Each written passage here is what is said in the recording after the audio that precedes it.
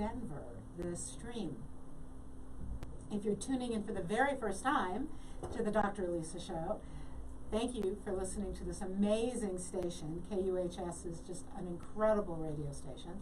And thank you for joining me. I am Dr. Elisa. I am the host of the show. And the doctor's real. I've got that PhD that I kind of rock while I'm on the show. And more academic degrees than people need.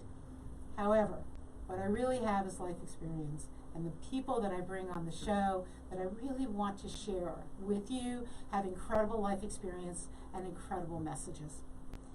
You know, the tagline for my show is inspiring a renaissance of spirit.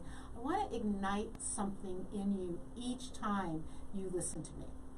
If you love the show, and you really should, check out my website, because there's always a replay. And there's my blog. Oh yeah, and I write monthly horoscopes. They're called Soulscapes. And you can see how you can work with me. You can find me at elisarobin.com. You can also find me on Facebook, Elisa Robin. Oh yeah, Twitter. Oh yeah, Instagram. LinkedIn. I'm easy to find. Robin is spelled with a Y. It's the only tricky thing out there. I do want to say something special about today's show. Usually, the show is inspirational, and today we'll join that. As you know, though, I've really pushed us to all become philanthropists on this show in some way. And today, more than any day, I want to start with a bit of gratitude. And this is going to be an interesting introduction to today, because there's a lot I want to share, especially with my guest, who trust me, we're going to get to just in minutes. Each of us has a purpose on this planet, and we may not know what that is. It may be something in our future generations. That was really pushed home to me this morning. Today is Yom HaShoah. It is Holocaust Remembrance Day, which may not be a joyful thought of a way to share, to start my show, but it's very important to me. And here's why. My mother's father left Russia because he felt compelled. He was a wandering spirit. He wanted to go do something for his family. He came to the States, and then he went back and got his family out. All of this before World War II.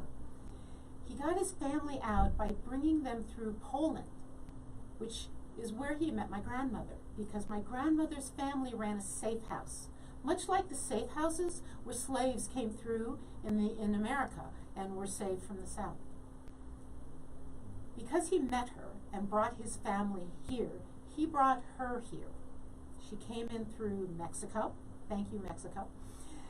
And they started a life here. The rest of her entire family in Warsaw, of her immediate family, was wiped out in the Holocaust, was murdered in the camps. And I'm bringing this up because today I was watching the ceremonies held virtually that to honor the memories of those whose names we remember and those whose names we'll never know. And I realized that one man, my grandfather, who followed something inside of him that he did for himself, but then did for his family, changed the course of history. I am here on the radio, inspiring you, hopefully helping you build a glorious life, because that man followed his dreams. That's an incredible thought to me. And trust me, when I talk to my guest, we'll follow that line. Not only do you get to hear from me, you get to check out, I wrote, right, Pirate Wisdom. I've talked to you about that. A leadership book from a pirate point of view. I take after my grandfather. Let's do it from the edge. My first novel, Way of the Well, spirituality with Jewish flavor. Again, I thank my grandfather for that, and I thank all of those people before me in my lineage who embraced a spiritual journey for which they paid. They paid with their lives, many of them. Your life choices matter. Your life choices matter. Okay. And what I encourage you to do, just on that note, before I get to my guest, is start today, this moment that you're listening to me, with a bit of gratitude. And you know I'm encouraging all of us to be philanthropists in this world. Every single one of us, at whatever level you can do that. $1 a month is fine. Make today a day that you are a philanthropist. If you have a favorite charity, whatever is around you. If you don't know where to donate, you know what? I've fundraised for the MS Society, and you can donate to my page. And I'll put that link in the Facebook site later. Today, gratitude, philanthropy, oh yeah, and live life free range. Okay, so now we get to the good part of the show. Marianne, thank you for being patient. No worries. For all of you who've always listened, you know that everyone who comes on my show, first off, they all turn into dear friends, which is like amazing. But they've inspired me. And so it's not just some sort of like random person. It's someone I admire and somebody who ignited something in me. And boy, this is a woman who has done that. So, Marianne Cantwell is an author of this amazing book. I mean, the title itself just makes you want to do something, right? A free-range human, as in not caged. And just the thought of that. I had to pick up the book. I had to read it. I had to listen to her videos. I had to listen to her TED Talk. And I am so incredibly blessed, Mary. And thank you for joining me today. Thank you. I am so excited. I loved that introduction. So much to say to you today. Okay, so what I want to start with, because that was such a brief introduction, what I'd love you to do is, you're inspired, and you inspire others, and something ignited in you to make you, to push you to become free range. Can you give us maybe the intro to that journey of yours? Just wherever you'd like to start. Well, actually, I'm going to start somewhere a bit different to where I normally start with you because of your introduction that you gave. So, as you can hear, I grew up in Australia, even though I live in California now. And I grew up, both of my parents were immigrants from different countries. So, my father's English, my mother was Mauritian. You can Google it. It's a tiny little island. And so I grew up speaking French in a country that, in the countryside in Australia, in a place that wasn't very multicultural. And so also I was a total nerd. So I really grew up with an experience of not fitting in, right? Like it was not a diverse area at all. And so with that kind of shaped a lot of my life. So I was the person who, I think probably much like you, was very academic because I knew that's where I got recognition, that's where I'd get love, that's where I could achieve. And so I went through, and I want to set the scene like this because when people see my book and read the book, they do your own thing, live life on your terms. They can think I'm a real rebel, but actually that's not my past. That's not who I am. Instead, I was the one who thought, if I just tick every box, or check every box in American, and then I will get the prize at the end, because that's how we are raised, right? If I do the right thing, and if I graduate top of my class in high school, at university. I was actually on an academic path, which you might not know, and then I went traveling for a year, very luckily, in Europe, because that's what you do when you're Aussie. You work in pubs and you travel for a year. It's a rite of passage. And so I did that. And when I was there, I ended up talking my way into jobs. So I ended up working for a big record label. I ended up working for a multinational, very well-known entertainment company. And suddenly, I wasn't the top performer anymore. Suddenly, I was in a job, I think it was, I'd been there like a year, and I wasn't best in class. In fact, I was really bad at the job, and I had never had that experience. I was like president of my debate club, like I knew how to get things done, like I was that person. And suddenly I was there, and I was in tears every evening. I was going home, and I was like, what's happened? I did everything right. I've got the dream job. Everyone's like, you're so lucky to have that job. I have no idea how I got it. I was way too young for it. And I felt like, is this it? I felt smaller and smaller every day. And it was one day when I was, actually I said no, it was Disney. So I was working for Disney. And I was trying to get out of my job every day by going to every free training event they put on, which is the wonderful thing about a multinational. You go to training events, and I went to one where they talked about personality profiles, and I did my Myers-Briggs personality profile. And I remember it was such a big event for me, and I went up to the facilitator at the end and I said, do people like me, can we be happy at work? Because I didn't think that was possible. I thought my personality could never be happy. And he looked at me and he said, people like you are usually the happiest at work. And I was like, what are you talking about? And he just said to me, he goes, your job is made for your opposite personality. So every day you're coming to work and you're having to pretend to be someone you're not.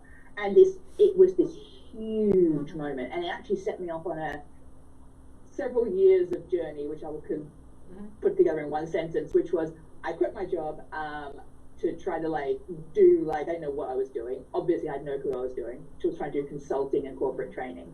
Within a few months realized I had no clue. Went back into a job, but this time the job I went into paid me for the things that I had to hide away in my previous role. I was being paid for the exact things that I was being told were too much, were not part of the job description. Suddenly, major clients were paying our consultancy for me to do that. From there, I ended up building out my own, I had a portfolio career. I quit my job in a much more positive way, went free range, which is my term for creating something on your terms. And that it went from there. I wrote a little blog many years ago called Free Range Humans. Turns out that was the most popular thing I did. Everyone's know about that. So I founded Free Range Humans, and now it's a book being translated into loads of languages. I've got an awesome following. I run courses on really not just how do you start a business. It's not really what we do. It's more like how do you find your right path so that you don't have to put your personality in a box to get paid, and so you don't have to put your dreams in a box until retirement. That's what I'm interested in. So yeah, that's my long answer. That is how I got there, by not fitting in. That's a perfect answer, and there's so many pieces of that I want to dig into. Oh my gosh, I'm not sure where to start. How about, so let's take this piece. We are often told, right, and you and I have had this conversation, I was always told I was too passionate. I know people, women especially, who are saying, you're too assertive, you're too creative, you're too something, and you're better off if you don't do that. You talk about, you just mentioned it, and you talk about it in your book, you encourage us to shine a light on our uniqueness, on maybe even embrace that. And I told you, I've come to embrace that. People have told me I'm dangerous and too passionate and a little too mysterious and lots of stuff, and I just claim all those words. You talk about them as superpowers. Can you expand on that? Yes. So, I'll definitely use you as an example. You're such a great example. But let's continue from the story I just gave, because that'd be absolutely. Let's go that way. Yes. Which is, we'll do both. We're going both directions here. So one was, great example right there. We don't even need, because I obviously help people start and grow their business and creative projects, but you can think of that in jobs as well. In one job, my tendency to think, I'm a big picture thinker, I am not detail oriented, I think about how can we improve this, how can we change this, I'm very passionate like you, good at presenting. That wasn't useful in a job that was essentially about analysis, and number analysis and accuracy. And so what was the piece of it that was useful was presenting, and I was able to do that maybe 5% of the time. However, I was able to take that 5% and blow it up into 95% of my next job, because, and this is the line I want everyone to keep in mind, weaknesses are just strengths in the wrong environment. That's what we are never told. Your weakness right now is probably a weakness. Every weakness or strength is a trend, right? If it's in the wrong environment, it's a weakness. It's a liability. If I was the most analytical, detail-oriented person in the world, in an environment where I needed to be free-flowing and creative, it's possible that would be a liability. In a job like my job at Disney, you would get promoted for it. So number one, it's just a trait. Two, strengths are exactly the same thing. And so that's the first thing I want to say. And so our biggest clue to our biggest superpowers, going to you now, is it's usually something that we have been told or we have decided is either too much, I am too passionate, I've been told to tone it down, or is not enough. I am not extroverted enough. Yes. I am not bold enough. So I always go, you want to find your biggest strengths, go and look in the places where we hold a little bit of shame, because they're there, because your biggest strengths, your superpowers, they bubble out of you. You can't stop them. And so at some point you'll have done it in the wrong environment and you'll have internalized, keep it down or pretend to be bigger than you are. It's always one of the two. So I just had a thought from the very beginning of our conversation. Do you think that feeling of never fitting in was actually an advantage that you and I shared? Yeah. Because, and I always felt like I never fit in with anyone, my family, I had to sort of grow into. And I majored in something I loved, but I took a job in that field that I hated. And again, because of fit. I wonder, is that kind of a gift to us to be able to experience not fitting in so we can embrace ourselves? Have you ever thought of it that way? Yes, I absolutely have. I think that if we're people who knew that we didn't fit in and who felt it, I have noticed that people who have grown up in very more homogenous environments who didn't have that experience, maybe they were able to hide it a little better, they still have that feeling. But that feeling hasn't been manifested strongly enough that they're able to embrace it. So what happens, very often I work with people like this, they've been able to pass so well that their fear of not passing by changing something is actually greater. So there's actually a little bit more work to do. It's not you can't do it. I've definitely done this work with people of crafting your own course. But yeah, having the experience of that means, we know the reality is no one is a perfect fit everywhere. There is no such thing. That's kind of what my TED Talk's about, is literally saying, even if you look at the outside of someone, they look like they're a perfect fit. The only reason that they're a perfect fit in their environment is that they created that environment. So we look at the leaders of an industry, we look at the thought leaders, we look at someone who's at the forefront of what they're doing, and we think that person has found their place. And the reality usually is that person has created their place. Usually someone's a leader because they didn't fit the mold before, therefore they stood out in some way. It could simply be that they're in a field where there's lots of passionate people and they're very good at being a lot more succinct. And so people really start going, I like that. I like how they're tight in what they're saying. And suddenly they're known or they're established. And then new people look at them and say, oh gosh, I'm too passionate now. I need to be tight and succinct. So we always look, everything's always a reaction to the other thing, like even generationally, like the next generation reacts against the one before. In your field and the people around you, it's a series of reactions. And the only one that's right is the one that fits you, because everything else will just be a shadow, like a tiny part of yourself. Wow, that is brilliant. That's just, and I have to say reassuring.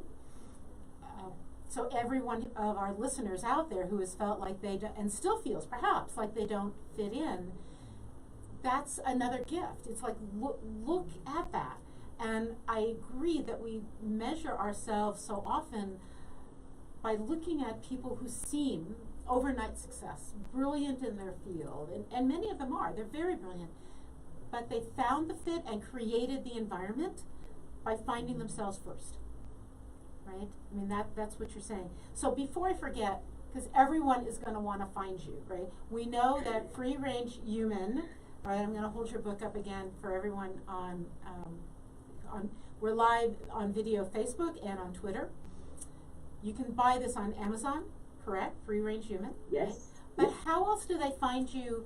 We're just going to do a commercial for you right now. And what else what else do you do? Because people are all going to want to have a contact with you, a connection with you. The easiest way is actually, if you're on Instagram, I can shortcut this. Go to Free Range Marianne. That's Marianne. Free Range Marianne. the link in my bio there, in my profile, links to everything. So easiest way is go to Instagram and look up Free Range Marianne. Easy one to remember if you're out walking while listening to this, and go and follow me, and like all the stuff's linked to you. But if you're not, then what you can do is you can just Google Free Range Human Marianne, you'll find me, or just go to free-range-humans.com, and there's a bunch of different stuff I'm doing. So you can see the link to my book there. You can see we're about to run a new program called Secret Superpowers, to find and use your secret superpowers to either find your direction, to get more ease and success in whatever you're doing, all that good stuff. That's on free-range-humans.com or at Free Range Marianne. Oh, and my one tip is, if you want to hear from me, is I write a weekly email called the Friday Love Letters. So go and drop your name in anything that you see on that page that has an email field. Put your name in there, and you will hear from me every week on my Friday Love Letters. Awesome, awesome. We'll repeat that again. So if you're just joining me here on the Dr. Elisa Show on KUHS Denver, having an amazing conversation with Marianne Cantwell, who wrote Free Range Human and has many other talents. So thank you for joining us. Okay, so I have so many directions this conversation could go. Do you think that some of the reasons that it is difficult to find our superpower is that other people, I think you call them beige people, find us intimidating? Are people trying to teach us to behave because they think it's better for us? Or is it scary when somebody actually embraces their power? Do you have thoughts on that? Oh yeah, I agree with you. Yes, to all of that. So there's a chapter in my book, one of my personal favorite chapters, called The Beige Army. And it's exactly about this. It's about, I'm sure anyone who's ever had half an idea or half a thought about anything different, you've met the Beige Army. It's the people who will say, oh, are you sure that's wise? Or don't you need another degree for that? Or isn't that very competitive? Or like whatever the word is. But it's like, it's not the content of what they're saying, because sometimes those things can be useful. It's actually the tone. Like, we all know the tone. I suspect women know it really well. I certainly know quite a few men who know it too. And I find it's really useful to have a name for that, because what happens otherwise is we think, I'm the weird one. They're right because they're normal. And I like to reset that. Naming is very powerful. So I say that they're not normal. They're called the Beige Army, and they're afraid of you doing something different because it reflects very much on them. And I can say, as I've done this work for well over a decade, that is the truth. It reflects very much on them. It reflects that maybe they have a lot of fear in their life. It reflects maybe they're frustrated that they're in a position that maybe they feel like they can't do something. It could maybe be some care as well. It's not always negative. It can come from a place of trying to protect, which can also be smothering, but also trying to protect. And I would say, so when you hear that, don't go, they're normal, I'm the weird one. No one wants to be the weird one, not for more than 5 minutes. Like, no, they're the Beige Army. This is how they respond, and don't fight them. This is not your battle. You will not win and be where you want to be by beating them in an argument. So we just step away and we do the work. And that's where, trust me, I met the Beige Army when I was starting out. They're now some of my biggest fans. Like the people in my life who were like, is that wise? And now like quoting my work back to me. So trust me, it turns around in a while. So just like get away from that for if you need to.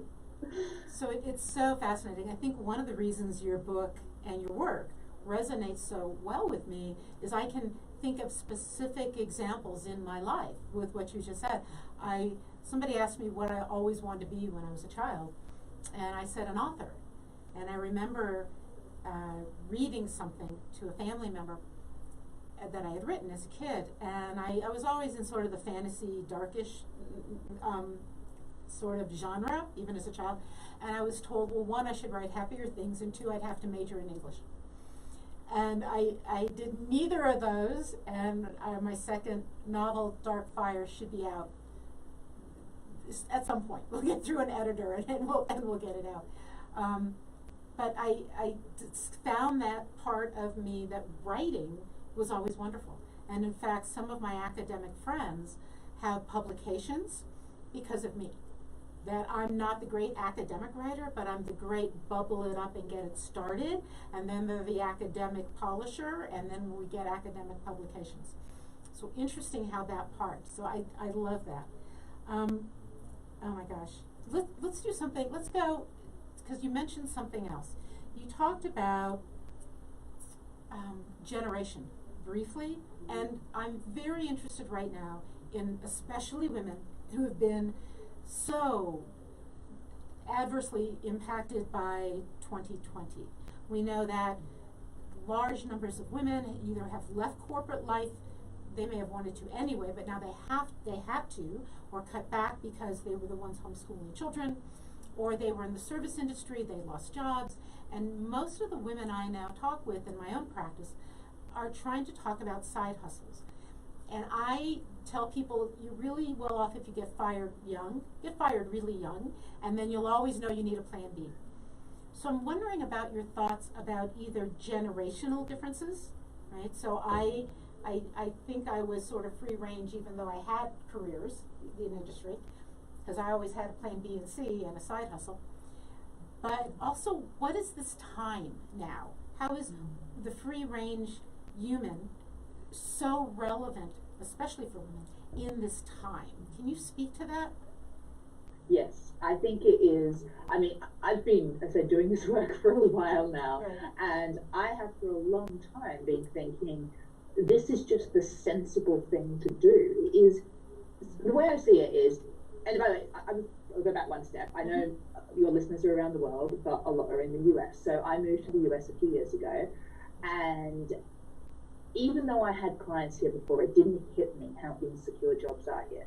I didn't understand the concept of at-will employment, and apologies to overseas listeners, it is insane. You don't have job security. Like, it really blew my mind. So when I wrote my book, I wrote it in the UK for an international audience, and I said, well, you only have as much security as your notice period. So I meant, well, instead of saying I have a safe job, you should look at your contract. People who don't live in the US, look at your contract and say, what's my notice period? You have a contract for that period. That's what you have, okay? And then you have the employment laws that will back that up. But that doesn't mean that if the economy goes down, you can't lose job. This is when I quit my last job. It was just after the 2008, I think it was, crash. And I worked in an office overlooking Lehman Brothers. And so I watched, I was actually weird backstory. I was in Israel and Jordan at the time, went offline for a week. I remember turning the TV on and literally seeing the view from my office of all these people in the last financial crash walking out with boxes, and it hit me. That was actually a whole generation of us to quit our jobs then, because I was like, I am working for a company. I was not working for Lehman Brothers, and I was working for another company until like midnight, and this is the job security I get? This is what's going to happen? Absolutely not. I knew I wanted out. It actually accelerated my journey by maybe a year. So I already had that attitude. I already knew that.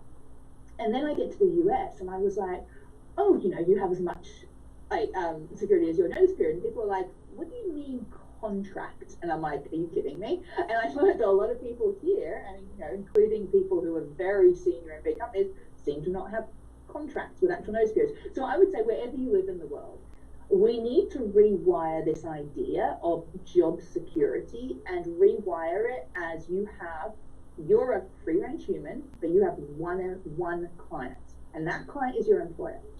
Now, that client is loyal. That client might be backed up, depending where you live in the world, by some great laws, but you have one client. Now, anyone, as you know, who is in business would say, that client might be loyal, but that's a lot of eggs in one basket. So that's where I came from. When I quit my job, I said, I am never, I quit. I didn't lose my job, but I think it could have happened if I'd stayed much longer because of the financial situation in the world.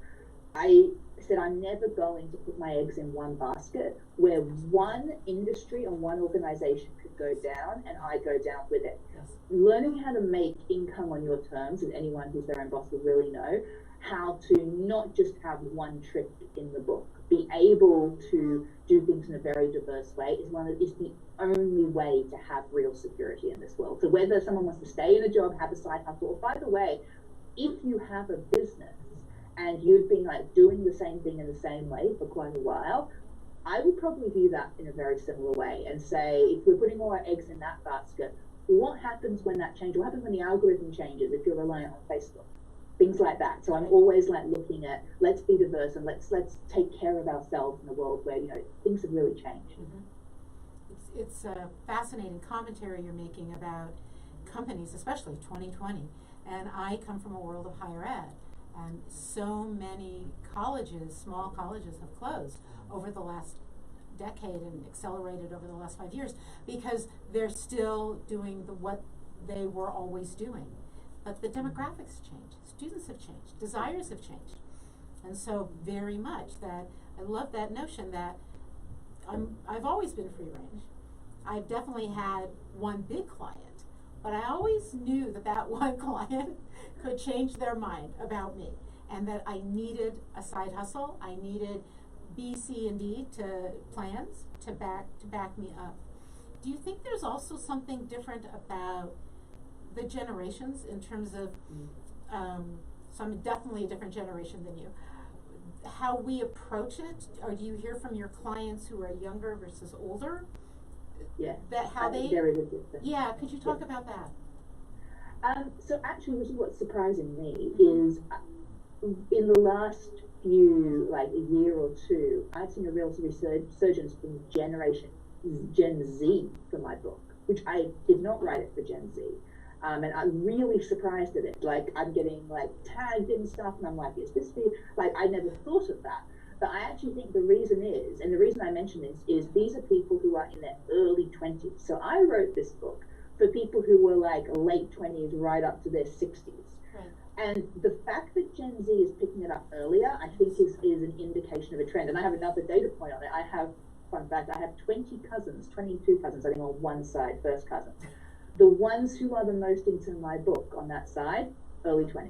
That's never been the case before. This book has been out for quite a few years, and now that generation is going, this is a thing. So what I think that means is we have a generation coming up that is already expecting insecurity, that can see that you can put stuff out and it can happen, whereas before, when I first started talking about that, I mean, YouTubers were barely making money. Like, it was such a different world. And so now, like, I updated the book 2 years ago to like really reflect, a year ago actually, to reflect where we are.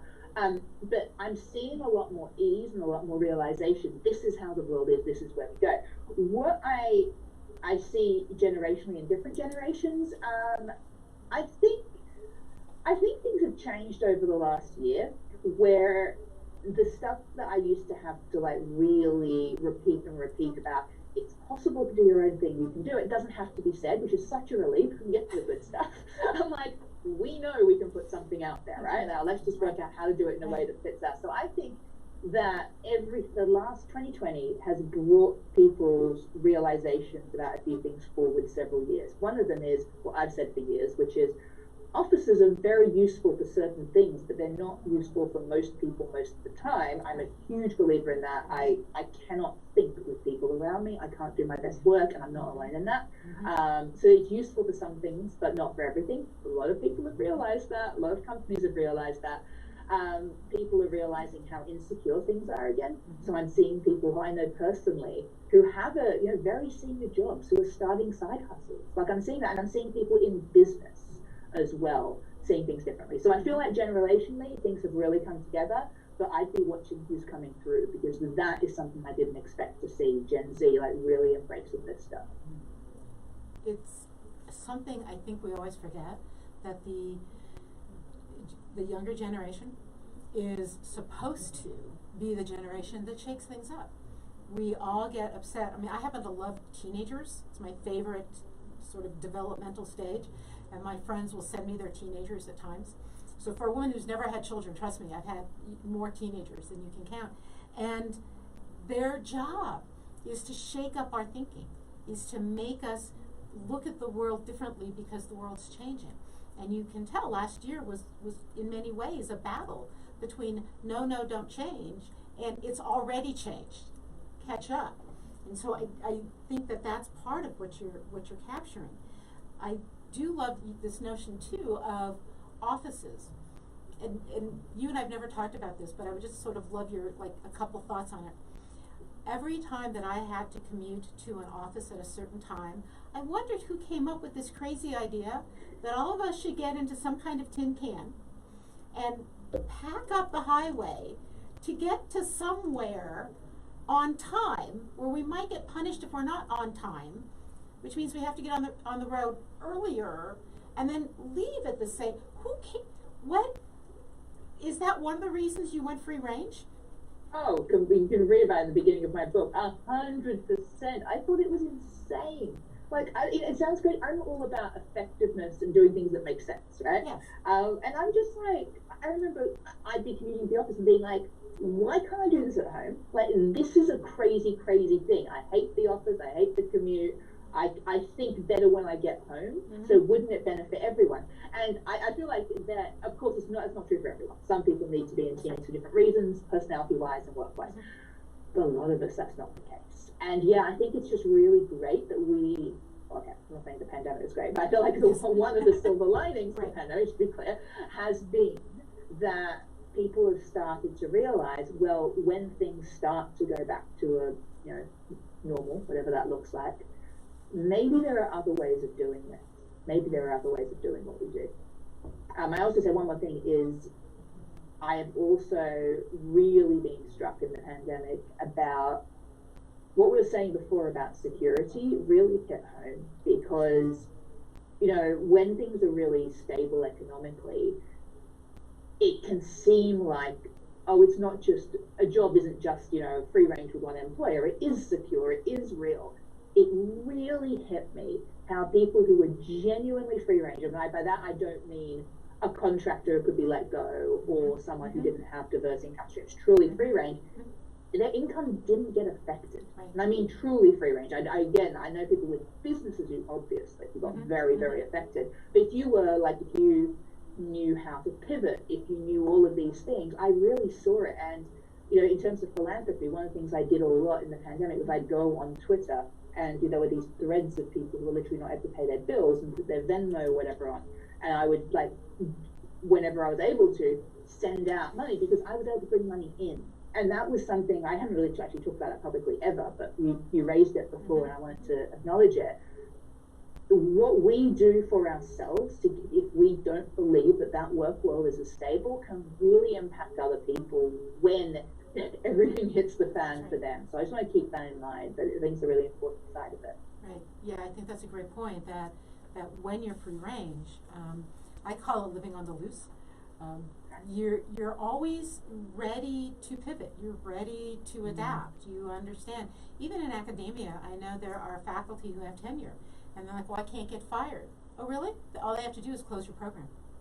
That's it, right? And so, I mean, and then having been an academic dean, I spent a lot of time listening to people complain about these tenure jobs they had, because they felt they could make more money doing something else, so they were upset and they wanted changes, but they were, always reassure me they couldn't get fired because of tenure. I'm like, if you don't like it here, why are you so glad that you are guaranteed staying here?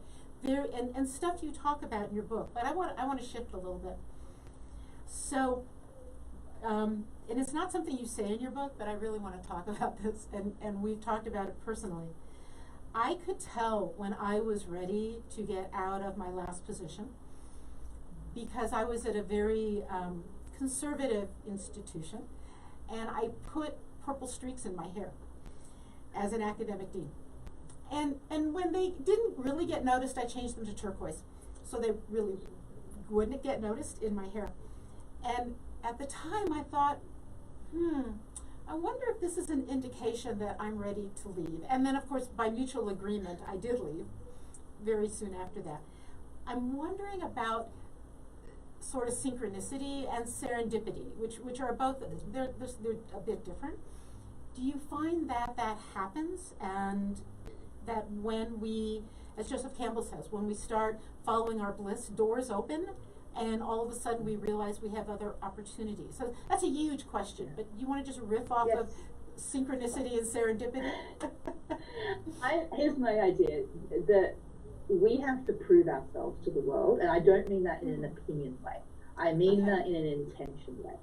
It is very easy to have an idea and to talk about it, and then the easiest thing in the world is to find reasons why someone else's idea isn't a good one. or why our idea isn't going to happen, not now, maybe someday, right? So those things are very easy. And my, I guess, slight theory about the world is that the universe is waiting for us to step up and prove ourselves and do the thing. And until we do that, it's not going. I think Elizabeth Gilbert talked about it as well in Big Magic. They're not going to trust us with opportunities. Why would the world trust us with opportunities when we just talk? Mm-hmm. So that's why in my book, one of the big things we talk about is doing free range projects, which is taking action in a time limited way, not necessarily changing anything else, but actually taking action towards something. And in the doing of it, this is where doors open. So I'll give you an example. Good.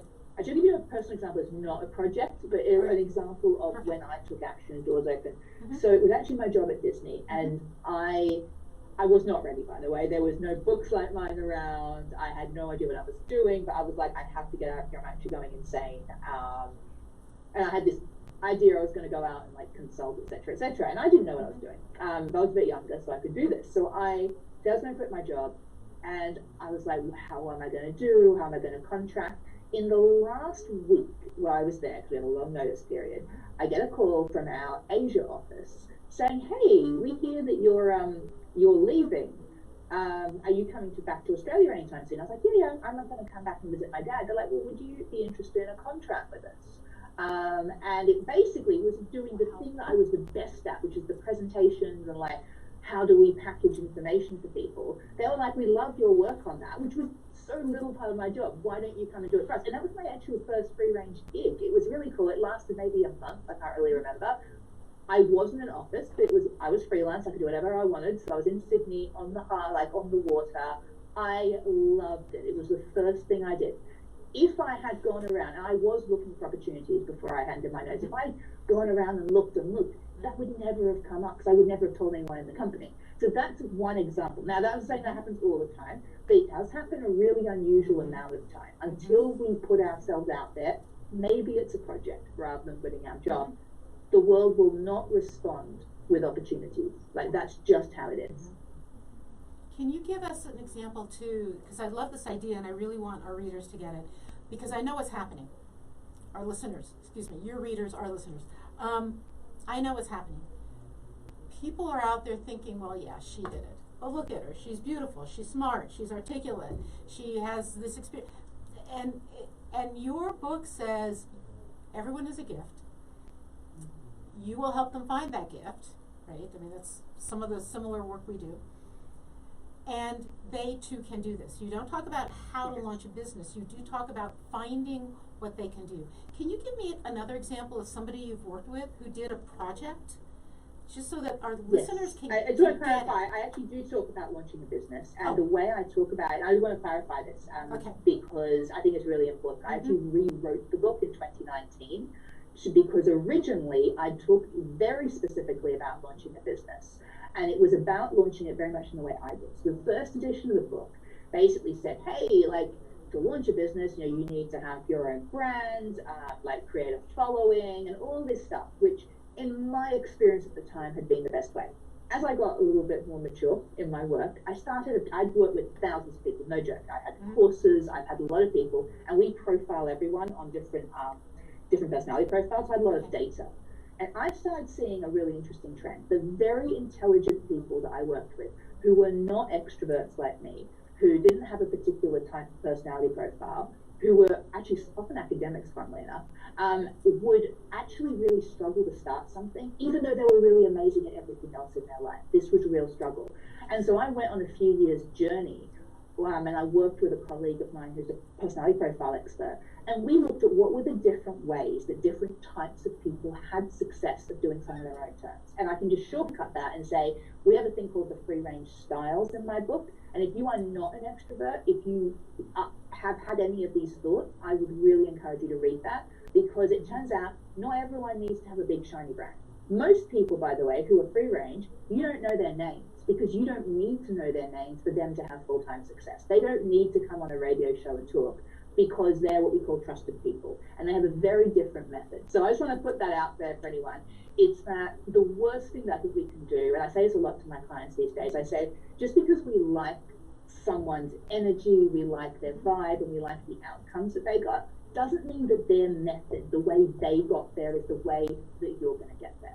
And I think it's so important to, no one's saying this, I think it's crucial to hear. Just because, you know, just because you might like me, your personality might be different to me, and that's what we do with people. We go find your own place, and we help you do that.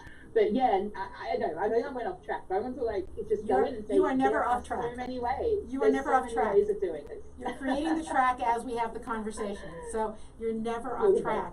So I do love that, and I have to say, when I looked at the personalities, I do believe I'm a trusted person in those styles.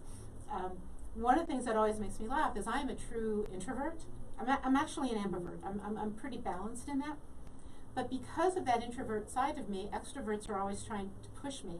And they don't understand that if you just hand me a microphone, magic happens and I show up. So instead of putting the extroverts up on stage to give speeches so they can talk about themselves, give the introvert the mic and let me do the fundraising. Let me be that person. So it's interesting how the way people see us. That's interesting. I'd love to have a session with you. I think you are an extrovert, because that's me as well. Extroverts, like, I am actually not socially confident. I'm confident now because you're interviewing me.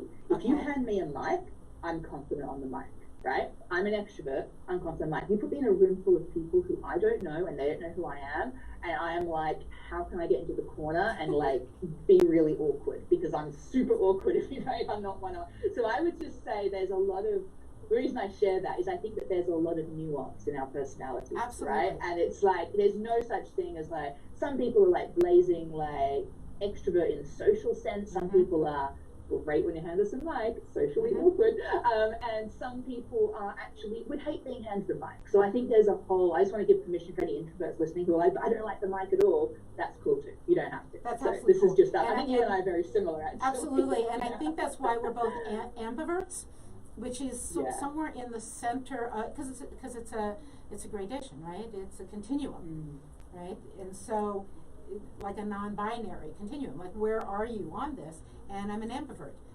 In terms of energy, I refuel alone. I love that. I need that alone time. Same. In terms of groups and what I can do, I can turn my extrovert on. So it's fascinating. So thank you for correcting me on that. No, just I feel like you're such a wonderful example. I want to interview you though.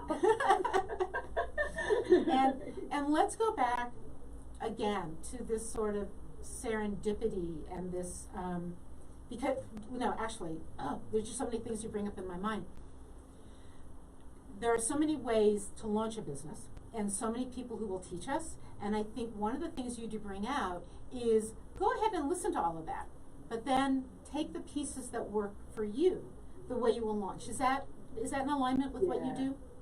It really is, and always keeping in mind the idea that just because you like what someone's outcome doesn't mean that their exact path is right. You may not have things to teach you, right? But we have to like work out where we fit. And the other one is, a question I ask people a lot is, what game are you playing?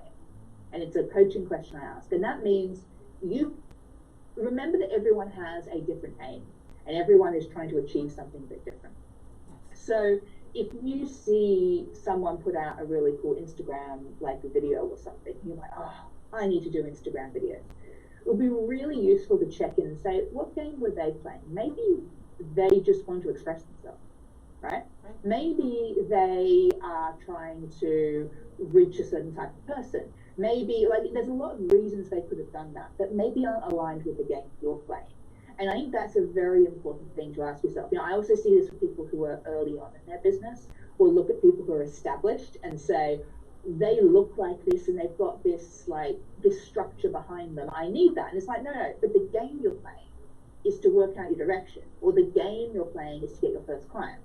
And that game is very, very different to expanding an existing business. So I just find a really grounding question, you write it down if you want to. What game am I playing?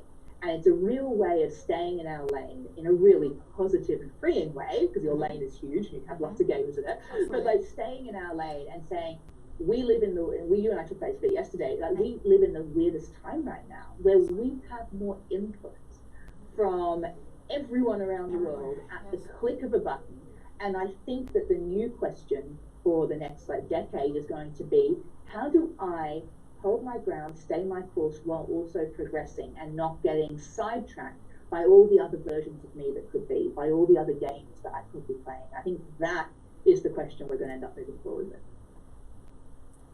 That is brilliant. So I just want to rephrase it for our listeners, that how do I claim my uniqueness?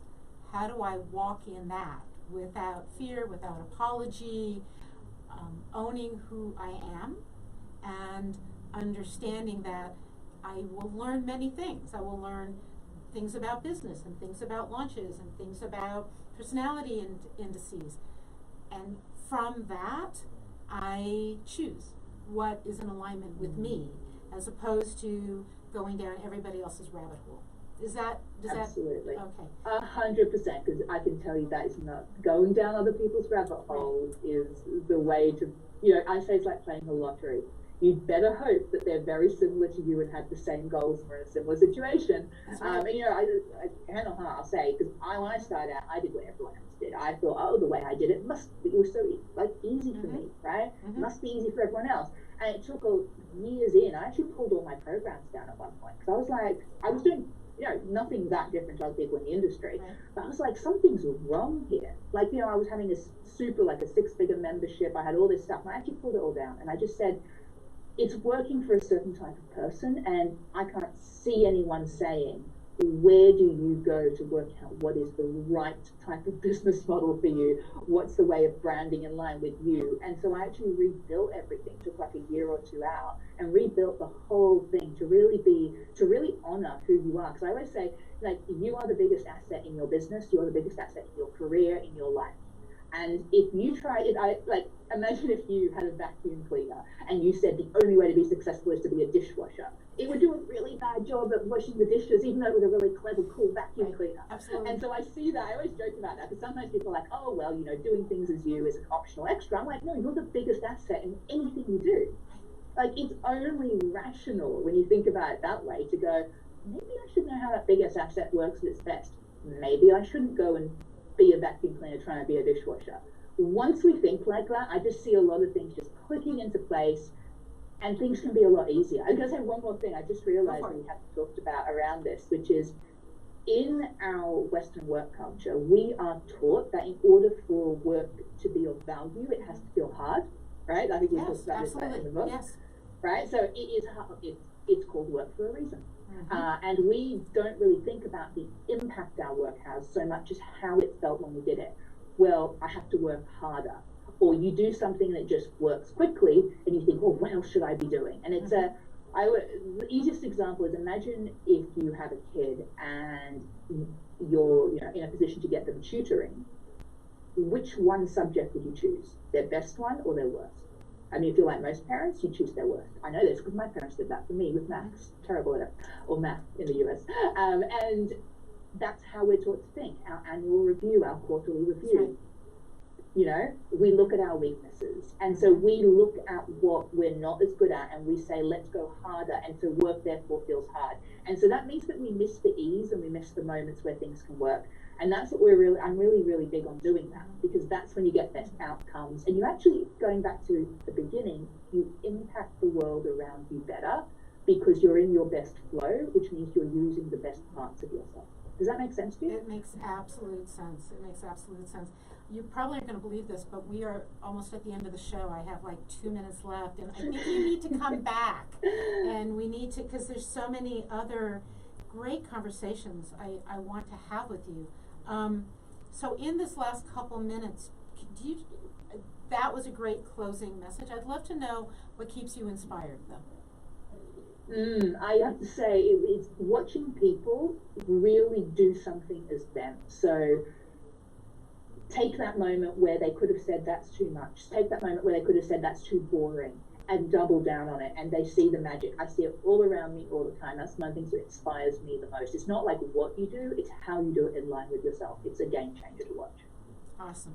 So if you've been listening, this has been the Dr. Elisa Show here on KUHS Denver with the amazing, incredible author of A Free Range Human. You've got to read the book. You've got to contact her. Just Google Free Range Human. You'll find her. Google Marianne Cantwell. You'll find her. Instagram, Facebook, she's everywhere. She has an amazing book. She has workshops. And actually a workshop coming up on finding your superpowers. Even if you think, no, I don't need this. I'm good. This is amazing work, and it's incredible. If you're looking for a speaker for some virtual event you're having, well, here she is. Contact her for that. You can find her in lots of places. I want to thank you all for listening. This has been an amazing hour. And if you missed it, guess what? Go to my website maybe tomorrow. I will have it posted up on my website, and you will be able to listen to it again and again. My website, elisarobin.com. Robin is spelled with a Y. And you can find me in all these wonderful places. And what do I want to leave you with? I want to leave you with a hope that something inside you, because of this show, just ignited, that a flame grew inside of you, and you feel inspired. And that you know that following that inspiration will not only lead you to the life you crave, you'll be following your soul's craving, that you will have an impact on this world. You may never know what it is, but trust me, the impact you have on the world will not go unnoticed and may flow down the generations after you. So please, fan that flame and stay inspired. See you in 2 weeks.